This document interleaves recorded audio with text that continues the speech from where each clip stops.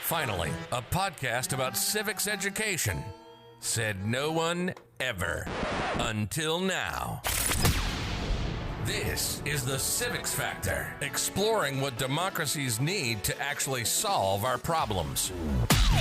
This is the Civics Factor, and this is your host, Mark McGinnis.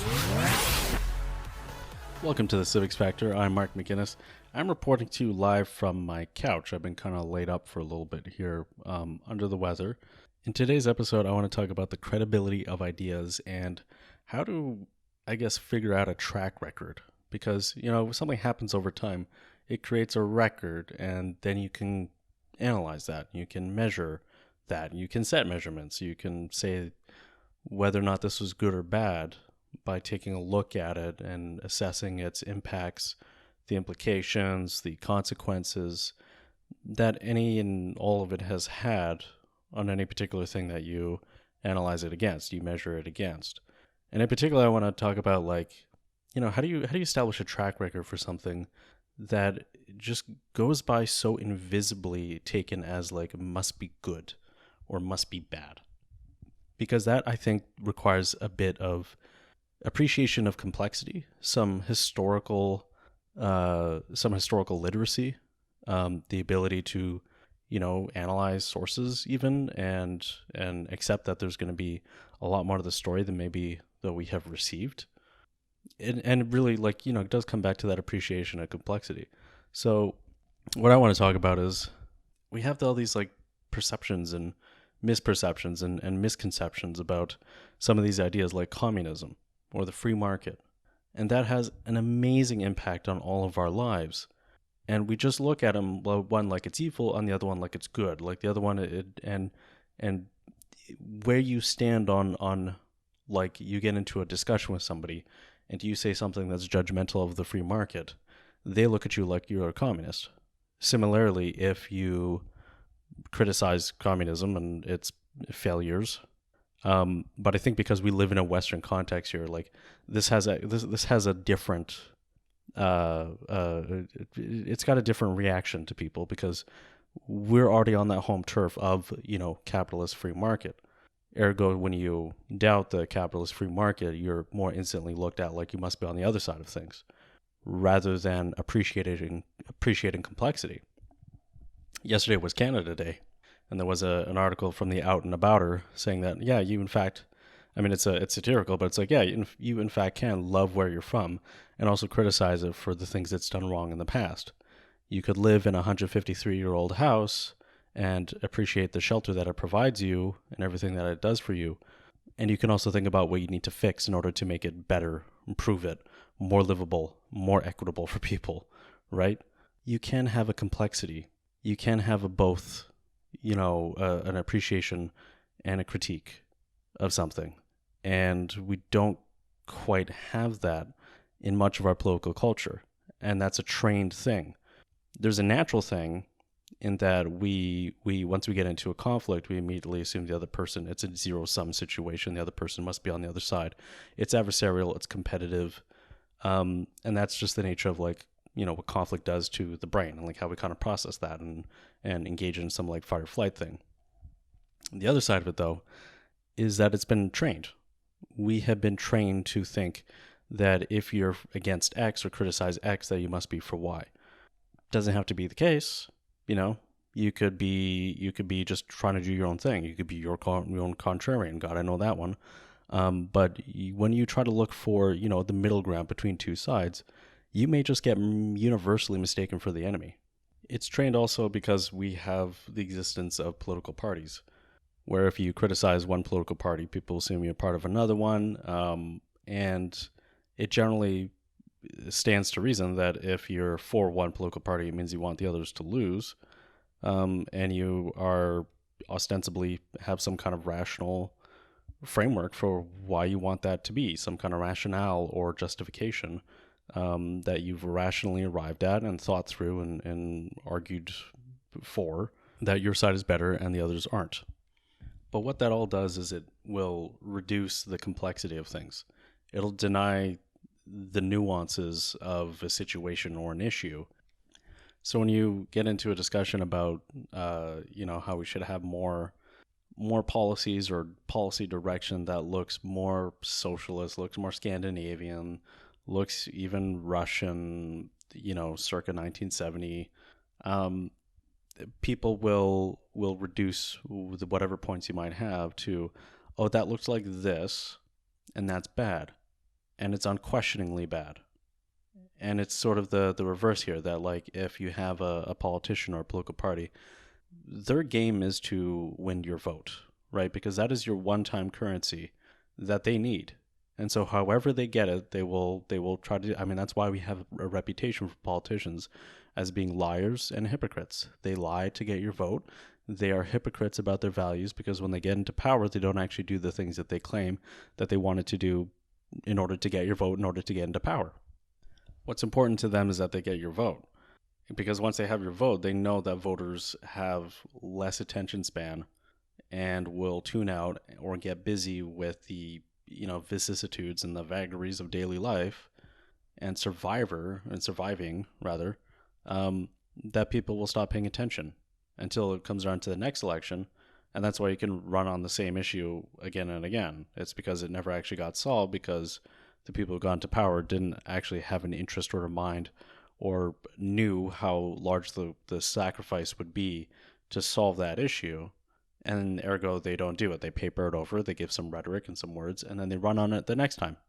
Or they get they get out of office, and then they say, oh, look at the problem that the other side is causing, or the other side refuses to fix, even though they definitely had opportunity to fix it when they were in power. I think I originally wanted to do this episode about like how progress is neither permanent nor inevitable. Just because time goes on doesn't mean we progress. And I think we're like more and more people are really catching up to this idea here. But that progress is neither permanent nor inevitable. It can be taken away, it can backslide, it can be forgotten, it can be left undernourished. Like my favorite quote, about democracy is by Robert Hutchins. Robert Maynard Hutchins was an educational perennialist. He thought so many things could be solved if people were just properly educated. But we don't really have a proper education system, because what we have has been given to us, we've inherited from an industrial system. It's pedagogy and curriculum. It's not meant to create the perfect thinking human. It's meant to give like a lowest common denominator understanding of what is needed to work in society and to contribute to the economy and to find a place in the economy. Only it sucks even at that. And at different places, it sucks a whole lot more. Like America, they have, many of their schools, their public schools are, it's based on like property taxes.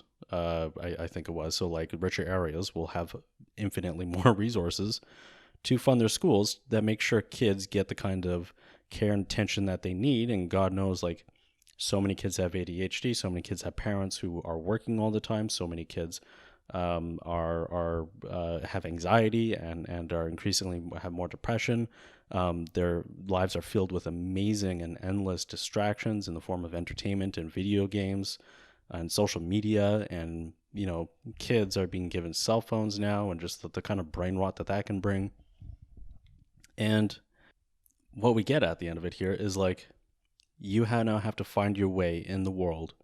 You find a job, you make money, you vote. And these are kind of expectations we heap on people without really preparing them what it actually takes to do it.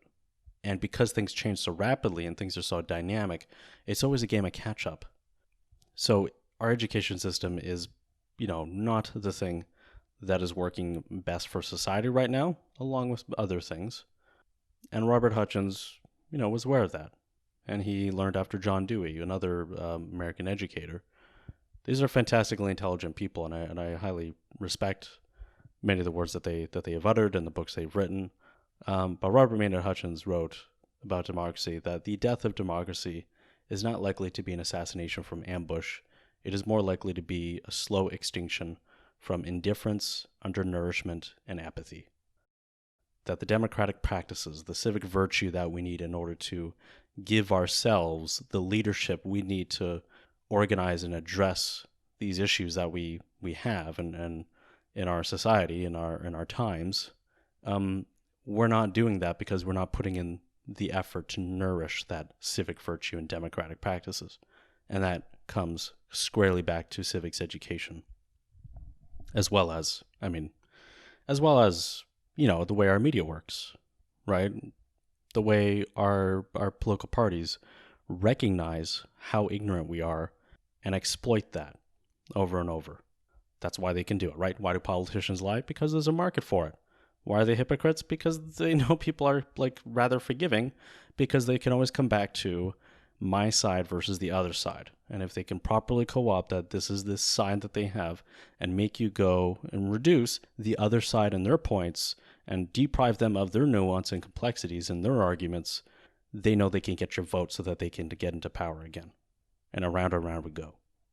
Anyways, this has to do with globalization, I think. I want to take a moment and talk to you about opinions. I want to let you know that it is okay to change your opinions without having to change your identity. Because what is an opinion? An opinion is like a snapshot in time of the judgment you had with the information you had at the time. And it's okay to change your opinions if you've been confronted, even by people you don't like, with information that supersedes the information you had when you made that opinion, when you formed that opinion. As responsible citizens in a constructive democracy, we have to accept that nobody has a monopoly on the truth or the evidence. And if we can have that humility in understanding what an opinion is, then we can change our opinions without it being such a hit to our egos. And maybe if we did that, we wouldn't have so much political deadlock in our countries. And if we did that, maybe our politics would be more constructive than what it is now. You know, there's that line that opinions are like everyone's got one. Well, opinions are like everyone's got one, and it's our responsibility to make sure we don't have a one, which is why I'm happy to announce my partnership with Tushy, the makers of a bidet attachment for your toilet. Say goodbye to toilet paper. Say goodbye to hemorrhoids. Bidets are the future, especially when toilet paper supplies are running direly low for no good reason. Be civilized. Get a Tushy. Don't use wet wipes. They're terrible for the environment. Get a Tushy. Go to hellotushy.com/civicsfactor and get 10% off your order.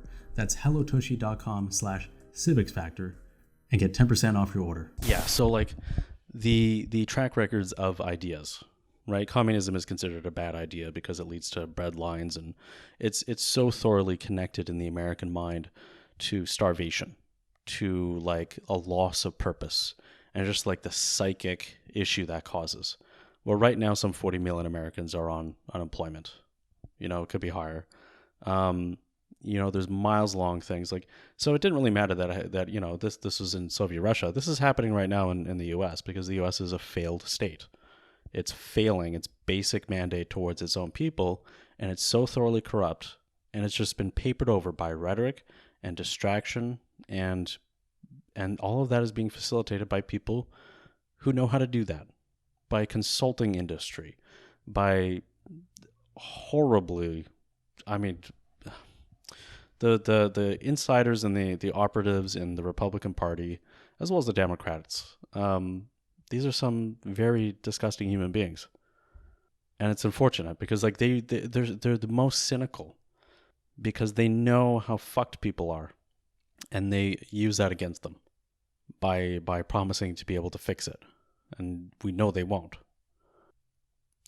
So America needs a little bit of it doesn't need socialism. America doesn't need even capitalism, because these are isms. These are just things that we say to simplify what we're talking about in other people's minds. But because that also has an emotional component, and it's been so thoroughly again connected to that evil, awful starvation, that even when a solution to a problem as radicals as the ones that America faces, if the solution looks like the thing with the bad emotional component to it, it can't get done. If it looks communist, it can't get done. If it looks socialist, it can't get done, because in too many people's minds, that's worse than what they have, and they're biased towards the status quo. There was a meme that went up on Reddit's subreddit. Oh, by the way, you should be following the Leopards Ate My Face subreddit.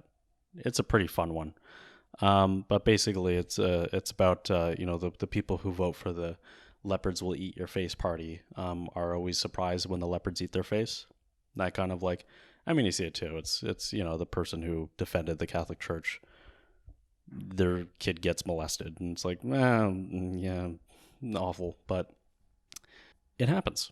And it's that sense of betrayal, right? So it's like you occupy an identity in your lifetime. You occupy, especially in your political life here, it's like these are a range of opinions that you have on any given thing. Who knows how you got them? But it is about your identity. It's about your ego. And when you feel a tangible sense of betrayal, it's because you've diagnosed, properly or otherwise, that it was your side that did it to you. That's what betrayal means. It's that somebody you thought was on your side hurt you, right? And how many stories do we have of people who've been hurt by politicians who they thought were going to fight for them or were on their side? So it happens a lot to Republicans.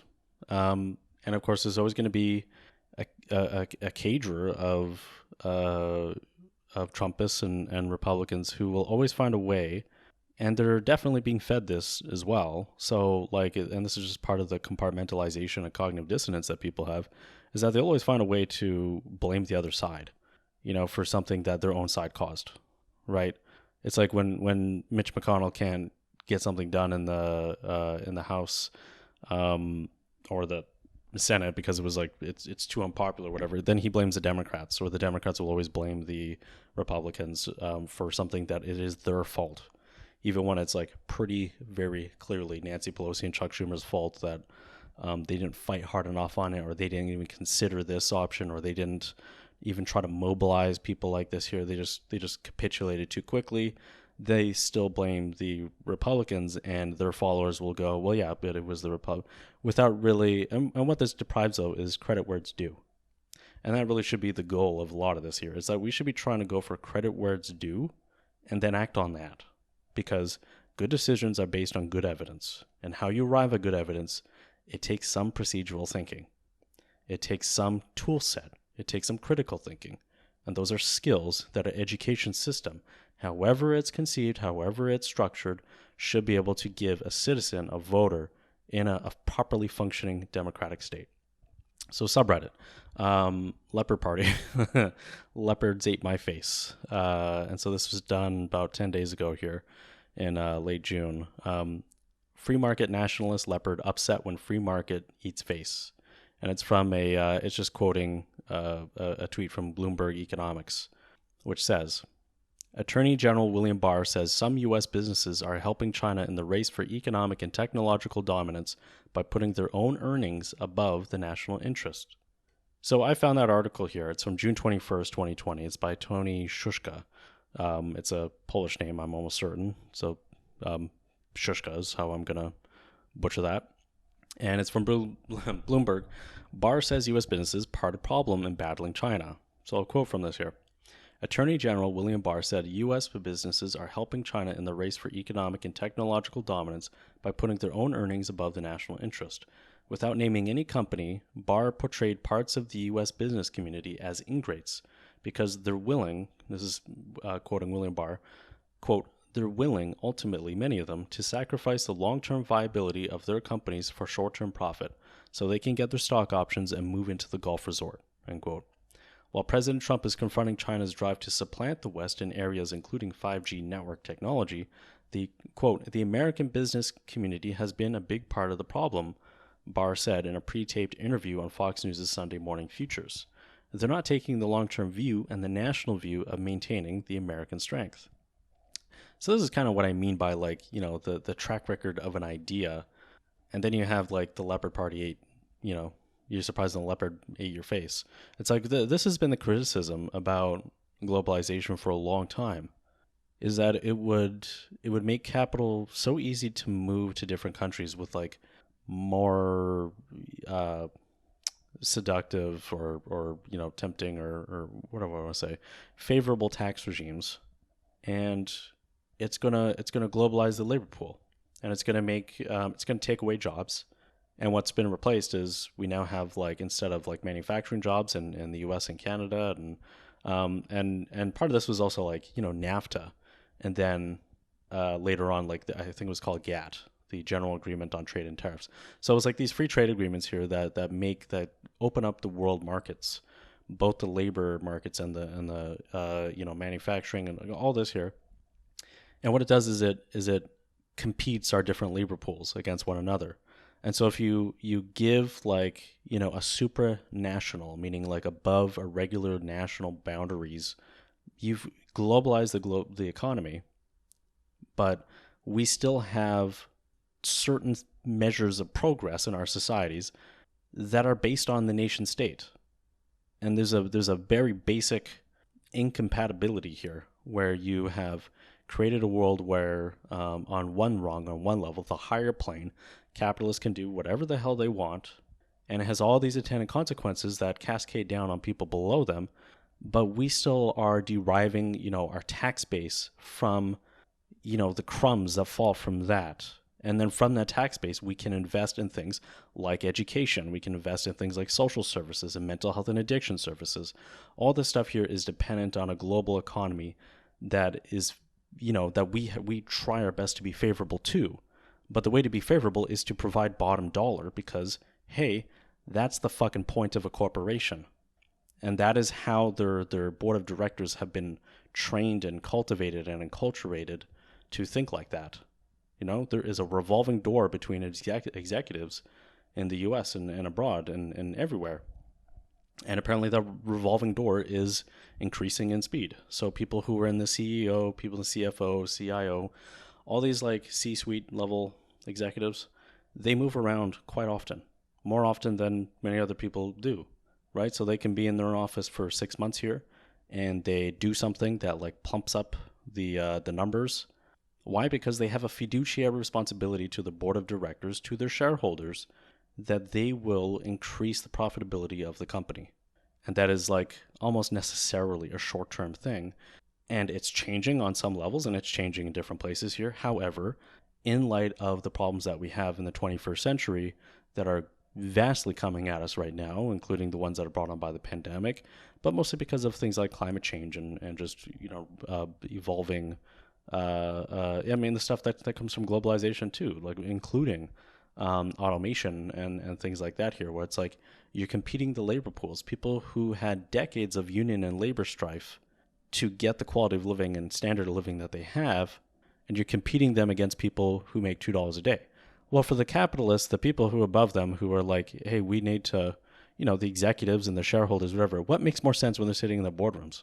Is they're going to take a look at that situation and go, it's going to save us hundreds of millions of dollars over the next 10 years to pack up our plants and go overseas, to move it into Mexico, then Mexico over to China, and then China to India, and then India to the Philippines, right? Like there's like the debate that we had in Canada and the US, mainly the US, about like how we would be destroying our manufacturing base if we sign free trade deals. Well, like, and we would be like, those Mexicans would be taking our jobs. They'd be taking their jobs our jobs in Mexico, but they'd still be taking our jobs. Back in the 90s or whatever, when they had that. And then like there's news stories of like Mexicans having that debate themselves, where they're like, if we sign these free trade deals, then those Filipino people would be taking our jobs in the Philippines, because our plants here would be closed down. The ones that we got from American companies would be closed here and then moved to the Philippines. So it's this race to the bottom thing that people talk about. And this has been a criticism of globalization for a long time. So when I talk about like a track record for an idea, like how do we measure this stuff here, right? We got to appreciate that there's going to be some complexity. We got to appreciate that, there's a bit of tribalism in how we look at this, but we got to have some humility, and humility is something that is very personal. And how do we arrive at that? And I don't think the regular education system is going to be the thing that does that, but it is absolutely a cultural thing that we need. I was jokingly saying to some friends about like, celebrating Canada Day and just how conflicted they are with it, because, Canada is this great place, but like right now, especially right now, with the focus on Black, Indigenous, and people of color, with the focus on Canada's been a dirtbag to Indigenous people, and And so I was joking that, like, I'd be happy to give back Canada. I'd be happy to leave Canada, give back the land. Whatever, like that's fine. But I would love for us in the West, or the global West, or the whatever it is here. We go back to Europe, whatever it is, to adopt certain cultural aspects from Indigenous people, because it is my deep belief here that, like, we are at our most optimal mentally, spiritually, physically, when we were living as hunter-gatherers. And now that we have this modern technology that's facilitated over the last 10,000 years, this crazy giant society, massive societies, there's something really enviable about Indigenous culture that really reflects that hunter-gatherer beginning. And it's like, and the things that make us, like, fulfilled in life, connection, community, a sense of purpose, cooperating towards a common goal, an enterprise, and like small scale, and like being able to have many people look after your children, so you're not stressed in a nuclear family and passing on a bunch of trauma, and it's like those are all things that you would find more likely in a hunter-gatherer ones, and Indigenous societies have generally more reflected that hunter-gatherer. And obviously it's like it's heterogeneous. It's not homogenous. It's not, one kind of thing everywhere. Absolutely not, especially here in BC. But I'd be happy to get back Canada if we could just steal some of their culture. They can keep their culture, but we want to steal some of it too, because I think we'd be better off with it. We'd be better off as a species if we just took from different cultures here things that, like, we go, this is really good because it emphasizes family. It emphasizes us caring about one another. It emphasizes breaking down these emotional barriers that we have. It emphasizes consensus. It emphasizes humility. And humility is something we desperately need in our political culture, because we got to give credit where credit is due in order to solve problems goodly. That's a good sentence. It stays in. You're listening to the Civics Factor with Mark McGinnis. So anyway, should William Barr be surprised that the system that the U.S. has been implementing around the world for the last 25 years is now coming back to bite them in the ass? Because now that they need, jobs in America, now that America's, like, failing on some of these other levels here, its response to the pandemic has been like the worst. And you know what? People catch on to that. That's why that, like, free market nationalist leopard, like, that's why that meme on Reddit got 24,000 likes, right? And one of the comments here by you designer account, he goes pretty sarcastically, and it's quite good. So, for decades, greed was good. Free markets are awesome. Everyone benefited from it. Consumers must be happy because low prices. Today, after China played the long game and America is suffering as a result, free markets must all of a sudden become patriotic, and jobless, impoverished consumers must choose to pay higher prices to support American businesses? LMAO. Laugh my ass off. And he's right. Because, like, China did play the long game. Everybody's in debt to them. They make the world's goods. And this was something that was predicted at the time. And it's like, it was known at the time, but, like, the track record of that idea, just like it kept going in spite of itself, right? Or, like, the reputation of the idea, rather, like, just was not what the track record was. So yeah, we can talk about the greatness of, like, all that globalization has brought us, and all the gadgets that we have, the thing that I'm holding in my hand to record this, like all the stuff that we got here. Yes, no, that's all fantastic, but maybe there's a way to do it where we didn't make our society suffer. And so that's why I want to bring in Sir James Goldsmith. There's an interview that I love watching. I think I was first exposed to it from Dan Carlin from 1994. James Goldsmith was on Charlie Rose. Charlie Rose, if you remember, he got Me Too'd. It turns out, like, someone as milquetoast seemingly as Charlie Rose. He brought interns over to his house to clean his toilet, which, according to what the article, was brimming with feces. Yeah, so I mean, just like a gross, despicable guy, Charlie Rose. And he's considered to be like one of the most milquetoast, like, easy to get along with interviewers, because he never asks, like, hard questions of people. However, in this particular interview, he is pretty, you know, he's quite the lion for globalization. And so he brings on Sir James Goldsmith, who started, I think, the referendum party in the European Union. So he's a British billionaire, someone who could be certainly is problematic in their own right. But he was totally against globalization, and he was against it because the economy exists within the ecosystem with society, right? It's not like society in service of the economy, although that is what a lot of our schooling teaches us and trains us to think, right?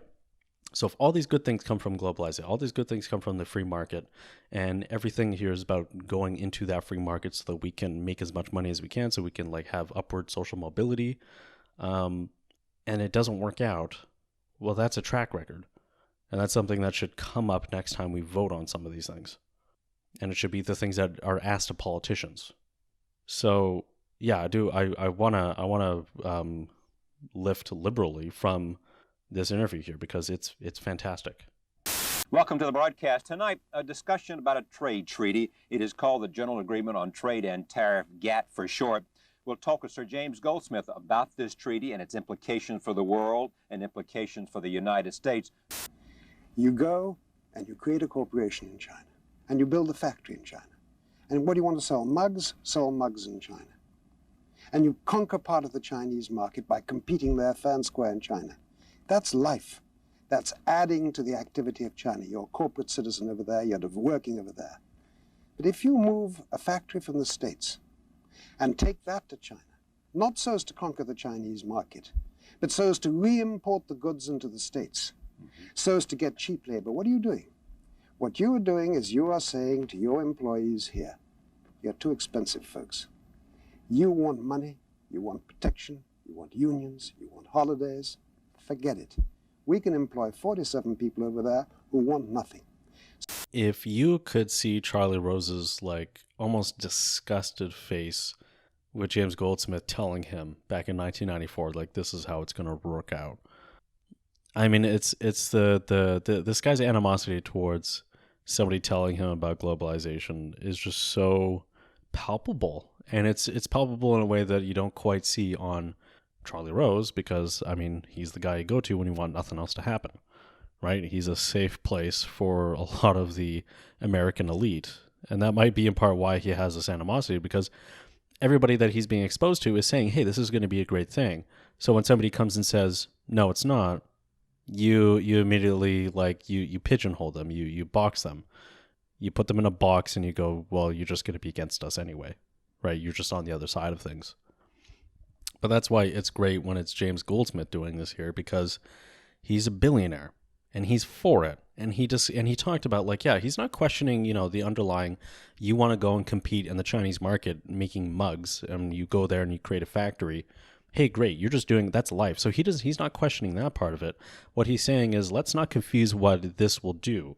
This provides a plane of existence for global capitalism to leave the country in order to save costs, in order to improve profits, in order to raise profits.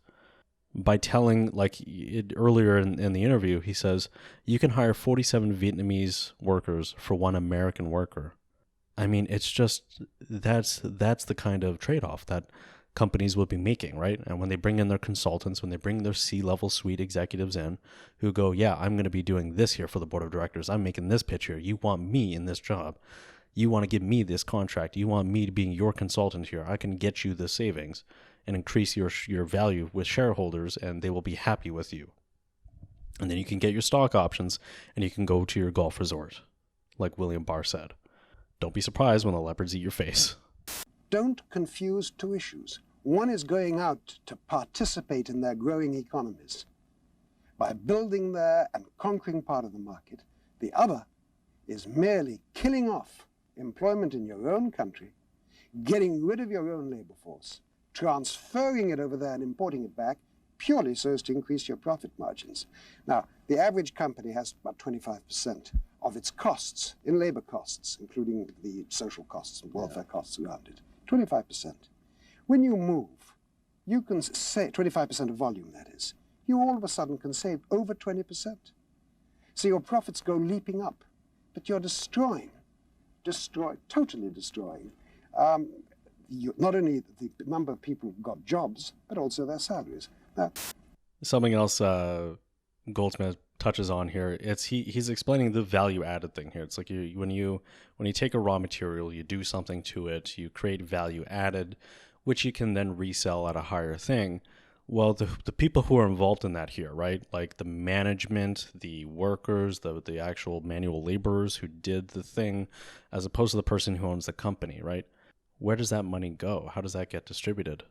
This is exactly that, inequality and the gap between, the CEO that makes 50 times what their average paid worker makes, or the CEO in America right now is like 387 times more than what their worker makes. The so-called recovery, which is a recovery of economic indices, hasn't got the feel-good factor because people's salaries have gone down. They're going to go down much more.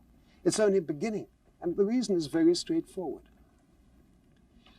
When you manufacture something, anything, this table, right, you have a value added. The value added is when you take the raw materials and you manufacture a product. Mm-hmm. The value you add is known as value added. And that is shared between capital and labor. And the whole division, the sharing of that, has been the subject of massive debates for generations. How much should go to capital? How much should go to labor? You've had strikes, you've had lockouts, you've had political debates. All of a sudden, by creating a global marketplace for labor, but by creating circumstances where people are making the same product with the same technology and the same capital, and the only variant is cost of labor, you are shattering the way you share the value added. And that means that you are destroying the basis on which we've been able to create an equilibrium and have a stable society. Okay, but let me just take this argument. This is the same thing we've heard about protectionism every time it comes up. Not. No, absolutely not. I am entirely for free enterprise. I am for free markets. I believe that you I'm waiting for the but. Oh, I'm giving you the but. I'm not for the destruction of one's society. Can you explain what is the purpose of an economy in your view? Well, I know this is a point that you feel very strongly about. It has many purposes, in fact, to play a role in a society in terms of creating jobs, in terms of playing a positive force, in terms of giving people an opportunity to serve, to take care of their family, giving people an opportunity to participate in their society. In other words, the economy is there to serve the fundamental needs of society. Yes. Which are prosperity. Yes. Which are stability. Yes. And which are contentment. Do you agree with that or not? That is the basis. That's the basis of my thinking. Right. And what I'm saying at this stage is that if, purely for an economic doctrine, you have a situation whereby the economy grows, but you create poverty, unemployment, and you destabilize the society, you're in trouble. This exchange is fantastic. James Goldsmith is going, I am for free markets. I am for free enterprise. But I'm not for the destruction of our stable society by sacrificing it. And you sacrifice it when you do this. This isn't simply protectionism. This is about what is going to make for a good society. And then he gets into what is the role of an economy. And this is what I think our last, however many decades of political culture, it's really like brought on this idea that like the economy is above society, that society exists to prop up the economy rather than existing within an ecosystem, rather than like, the economy and the market, its relationship to, and this is how I just personally see it here. It's like, I think I got it from like a Rush song, and I had to go looking for it for a minute here. It's actually Roll the Bones, from like the 1989 album. Oh God, I was such a loser. Teenager. Ugh. Anyway, so there's a line from here that goes, we draw our own designs, but fortune has to make that frame. Well, the government does create the framework, the frame within which businesses draw their designs. Government sets the boundaries of like what is the legitimate market with regulations, with laws, with policies. And the people who exist otherwise in the ecosystem here, they engage in that framework And they can do, if it's I mean, we call it free when they can do quite a bit of it, as long as it doesn't overtly harm too many people, right? And there's been debates about things like cigarettes and things like externalities over decades. But it does show that there's like a relationship here. And so like to keep government out of the market at all doesn't quite make sense when like society also exists and the government has a relationship with society. And society, like in its ability to come together and group problem solve and figure out its leadership and administrate some of the day-to-day stuff that is necessary in a society, well, that becomes your government. But the main challenge that we have right now, and something that a new civics education would readily recognize, is like we are not in a vacuum, or we are not 100 people stuck on an island having to figure out how to do civics and engage one another and like figure out who's going to do what and who's going to be the decider and who's going to build things and who's going to, like, that division of labor stuff as well as the administrative stuff. Because at a certain point, you got to have some stockpiles that you want to like manage so people just don't, use poorly and upset things in a long-term sense. So that's how I would postulate that government would arise if 100 people were stuck on some tropical island somewhere. And I think that's a fun exercise to do. And I think AR and virtual reality would be great to try and do that with. And it would be good in classroom settings and other kinds of settings here where we just get people to learn about how to come together and problem solve. Because problem solving on your own is hard enough. And it takes skills and it takes practice and it takes experience. And just over time, you do it to the point it just becomes invisible and you just problem solve. Kind of, until you reach some other things and then like you develop a drinking problem. Yeah. I mean, problem solving is hard enough, but to do it with multiple views about what's going on in the world and what to do about it, that's civics at its heart to me. It's that kind of like, how do you manage? How do you be in a tribe with people who don't think like you do, who don't behave like you do, right? Anyway, James Goldsmith, Globalization. When I was a boy, we were taught that irreversibly we were moving towards progress. Yes. That material wealth, material prosperity would solve our problems, would improve our way of life, and improve our civilization. We were taught that. And we achieved the creation of material prosperity in a way which we would never have dreamt of. We made the economy grow 400%, incredibly. And what have we done? We've destabilized our society. We've increased unemployment massively. We've totally destabilized our cities. We've uprooted our countryside. We've increased crime. Every single valid criterion for a stable society has become negative. Therefore, something must be wrong. And what has become wrong is that instead of the economy being there to serve us, we are there adoring, serving economic indices. All right. What brought you to believe that you, as one very wealthy... When I listened to that, and that was 1994, I mean, we have seen a growth in that area here where it's just been a hollowing out of the working class. It's been a devolution of all the things that took decades to build up with labor and union strife. And it was undercut within a matter of years after the fall of the Soviet Union and just the end of history inevitability, fait accompli of global capitalism. But again, I hate using those ism words because it sucks out the complexity of it. And I know that like because it's a way we simplify these complex ideas in order to communicate with one another, that emotional component is going to set someone off and they're going to go, oh, you're criticizing capitalism, so ergo you must be a socialist, you must be a dirty communist, you must be. And what that does is it moves you away from talking about the issue, moves you away from talking about what's going on. So when James Goldsmith talks about these markers, these measures for what a stable society would have, that's something you can actually hone in on, right? And there's been excellent literature that has come out since, develop, of course. One of my favorites will be Chris Hedges. He's a former, I think he's a former divinities scholar. I think he's registered or a registered pastor. A man of the cloth, whatever it is. And so like it comes through here where it's like there is this deeply moral, but like in a good Christian moral sense, like Jesus at his most indignant at the state of his communities here, at the state of how the rich treat the poor. It's that kind of, and he's a good journalist on his own. So he reports that, I mean, journalist, editorializer, opinion haver.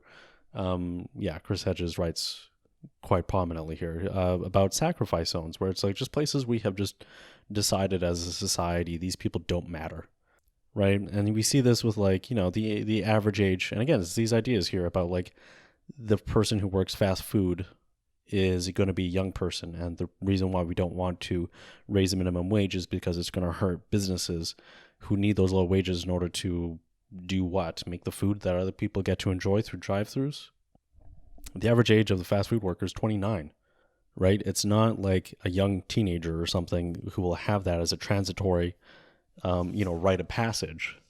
What kind of shitty rite of passage is that to work? You know, it's a dumb culture.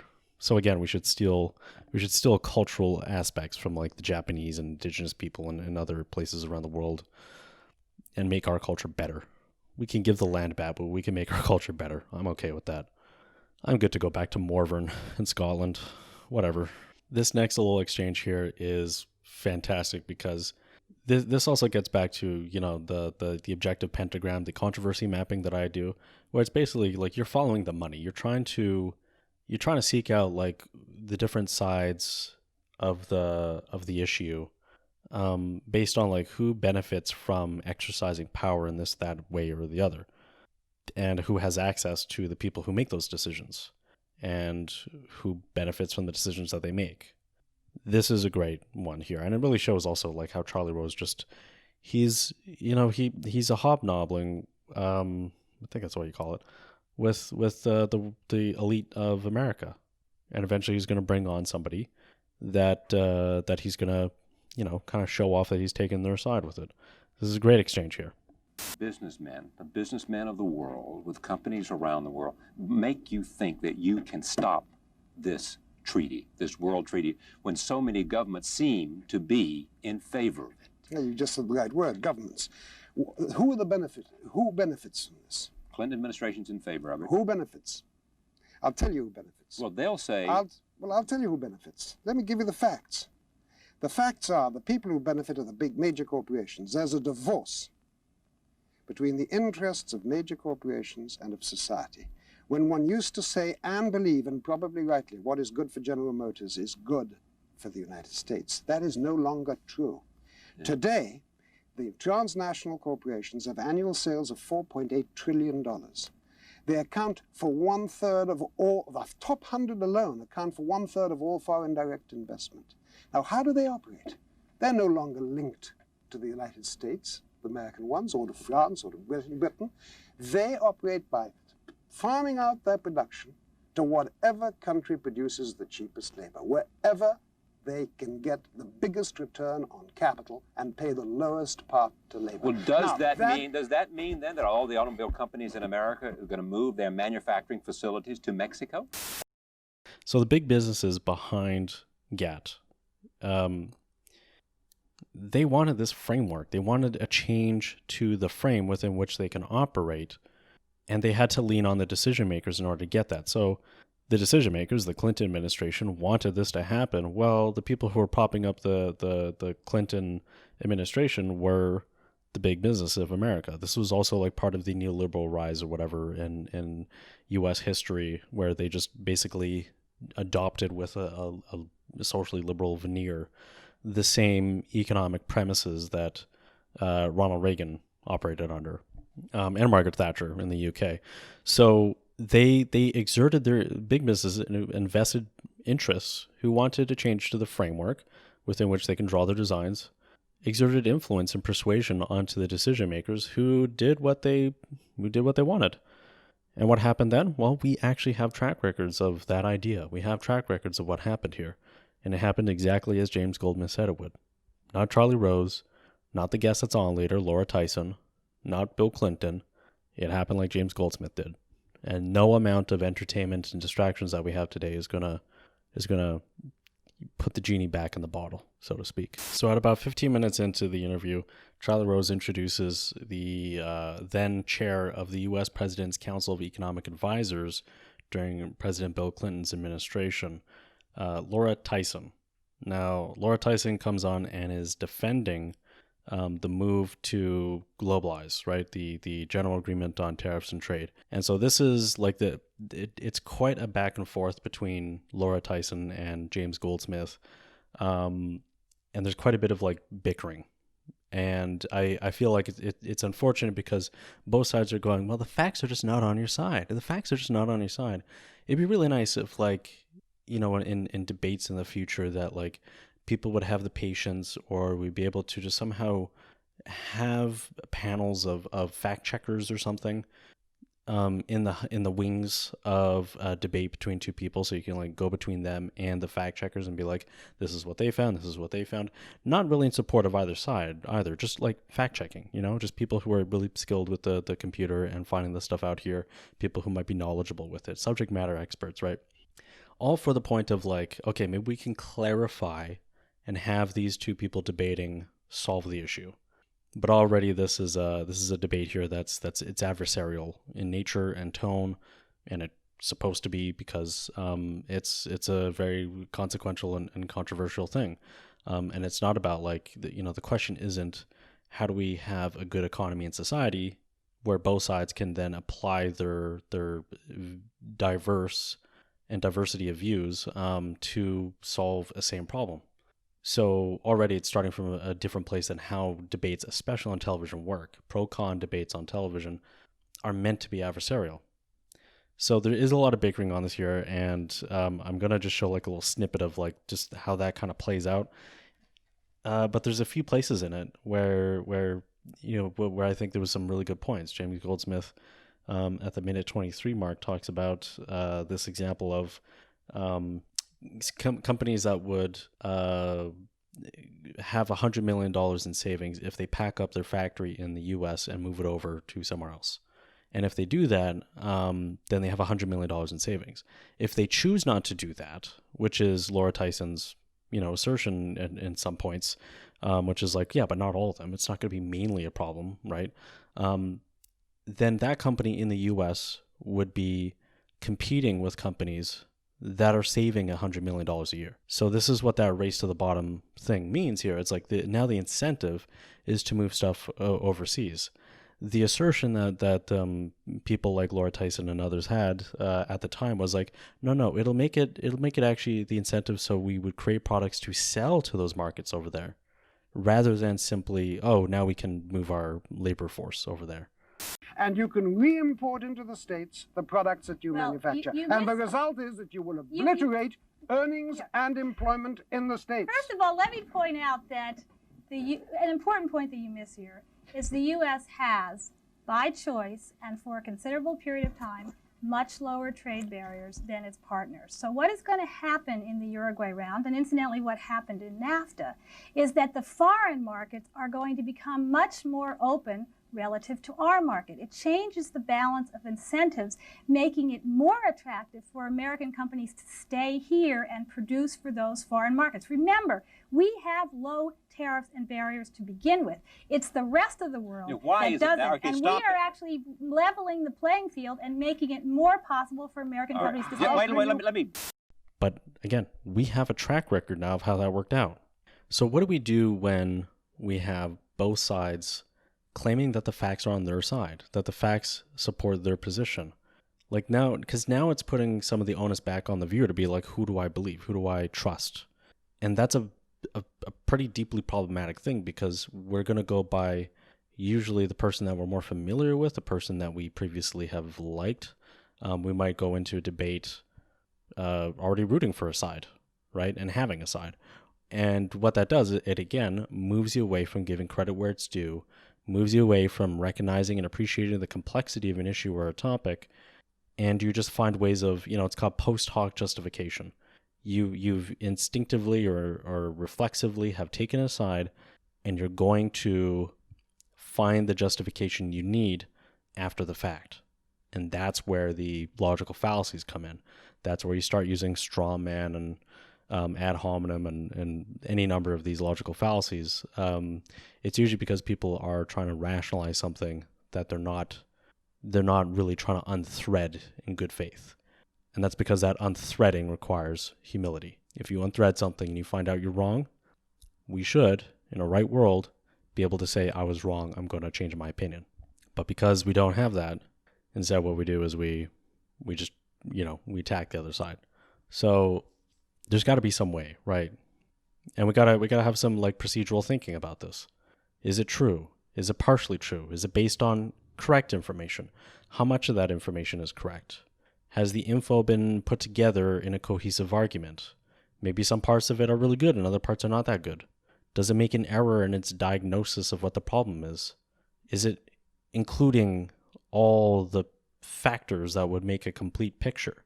What would a more complete picture look like? Does it have a correct diagnosis, but then fumbles on the prescription? Does it correctly identify, like Tucker Carlson is really good at this, correctly identifies what's wrong with things, but then his prescription is just this like awful, sorry I made that noise, pretty white privileged, just bad ideas, right? And again, it's infected because of like he grew up in the Cold War. He's a product of his environment, as well as being at Fox News, just this smarmy guy at Fox News. But he's like, a broken clock is right twice a day kind of thing, where sometimes he just nails it on diagnosing what's going on.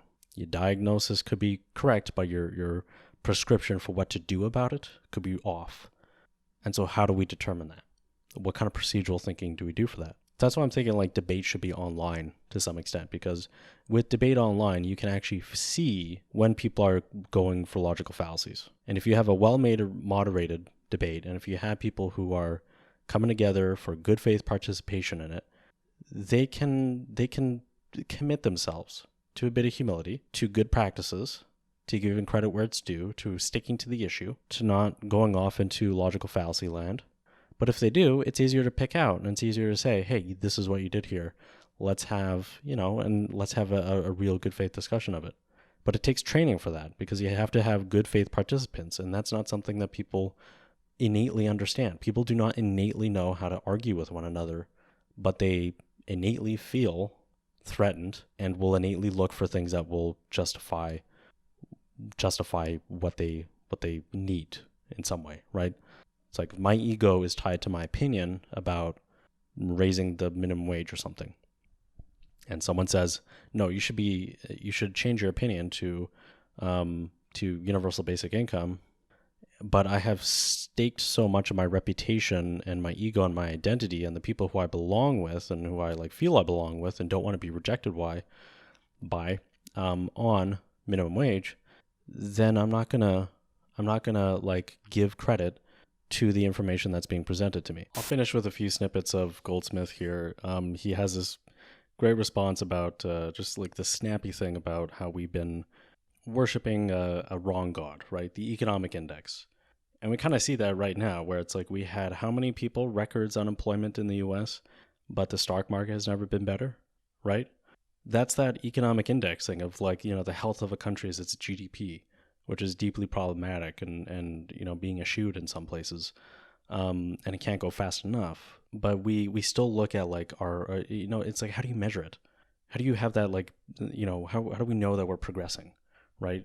It's like, it's not permanent nor inevitable. We got to fight for it. And we got to measure it. We got to be able to show this is what it means when we have progress in our society. And when we worship a false god like the economic index, I'll let him do the talking here. But afterwards, I just want to leave this with you. He does actually start talking about something called the oligarchy, right? It's this idea, and it's something I've talked about before. It's this like, in every society, especially settled society, not hunter-gatherers, where it's more egalitarian, but every settled society, there's a pyramid. You have people at the top of the pyramid. You have people who are well off for a variety of reasons, usually, genetic lottery. And you have people everywhere else in that pyramid. But the people at the top of the pyramid, they have decision-making power. They are the powerful, wealthy people. And they make decisions, if we're talking about like what has power over the rest of society, government is there at the top. And the holy thing about democracy is that we get to choose who is at the top of that pyramid. Not necessarily at the top on the inside, right? Because that's different. Bill Gates and Warren Buffett and Elon Musk and Jeff Bezos are different than Bill Clinton and George Bush and Barack Obama and Donald Trump. They're all at the top, but like who's at the top on the inside, right? Maybe Jeffrey Epstein. Maybe. For a little bit he was, right? He got to the top on the inside. Who knew how he did it? But when James Goldsmith starts talking about this, he gets cut off pretty quickly by Charlie Rose. It's like as soon as he mentioned oligarchy, Charlie Rose cuts him off. Probably not too much to read into that, because when you talk about especially some British guy or whatever who's disaffected by the way the power establishment is working in the UK, for him to talk about a group of people that are at the top of the pyramid on the inside, you start moving into some anti-Semitic thing. But I just want to leave it there, not the anti-Semitic thing, but just leave it with him talking about it. And it's the fact that he is somebody who is supposedly on that side of things. The fact that he is somebody who won the game. He's a billionaire, and he's just calling it like he sees it.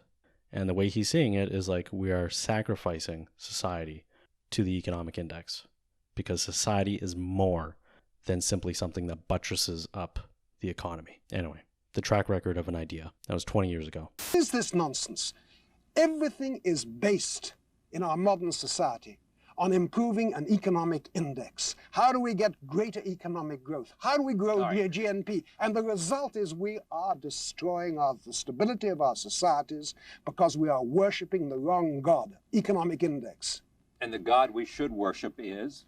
Is that the economy, like everything else, is a tool which should be submitted, should be subject to the true and fundamental requirements of society. Which we suggested earlier in terms of serving the people. That's right. When they try, because you've got to understand what is happening. This is the establishment against the rest of society. What is happening in France today, for instance, 30% of the population is for GATT, 70% against it. But who are the 70%? They're the ordinary people. Who are the 30%? They're basically big business, whose dream, and I've been in big business, and I'm for business, as long as it doesn't devour society, as long as it doesn't totally destroy things. So I'm for profits, for free markets, and I'm a capitalist, and I'm perfectly proud of having been successful.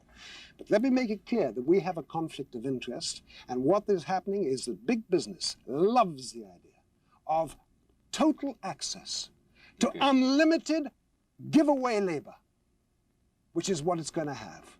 And therefore, in a community like France, where we have succeeded in getting the issue out, in getting it discussed and understood, 70% are now against it. But when you strip away everything, what you were saying, I mean, and I've read this book, what you were saying is that you're going to see, if GATT passes, you're going to see labor. Jobs will be lost in the industrialized world because of the fact that companies, in the search of the cheapest labor, will move their manufacturing operations. And you know who's going to make money over there? World. You know who's going to make money over there? Who's going to make money over there? I'll tell you who's going to make money over there.